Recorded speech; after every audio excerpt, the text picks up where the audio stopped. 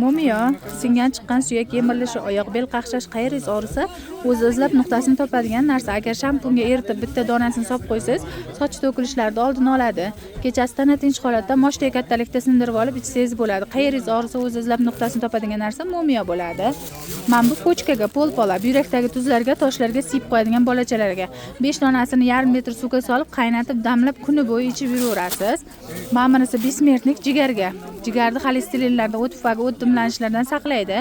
Bir kunda bir mahal piyolachaga bitta gulchasidan solib ichasiz. Mana bu andis bolalarda gija to'kishga, suyak yemirilishga, oshqozon og'riqlariga. Buni bir stakan suvga 2 ta dona kesim mana bu bo'lagini solib turib, 5 minutga ustini yopib qo'yib, 5 minutdan keyin ichqizasiz. Bolalarga bersangiz, ertalab och qoringa, o'zingiz oshqozoningiz uchun ichsangiz, to'q qoringa ichasiz. Mana bir astarovsha jigarga bir kunda bitta choynakchaga bir qismdan xuddi zavarka damlagandek damlab turib, kuni bo'yi ichib yuraverasiz. Agar kofe molkangiz bo'lsa, maydalab turib, bitta anaqa bankachaga solib, o'zini yesangiz ham bo'laveradi.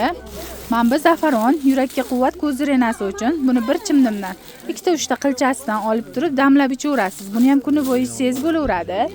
Mana bu fito choy, original choy, ichida hamma giyohi bor. Bu immunitetni ko'taradi, tog' do'llarni, tog' shifoniklari bor, asab choylari bor, tinchlantiradigan, miya dam oltiradigan choylar.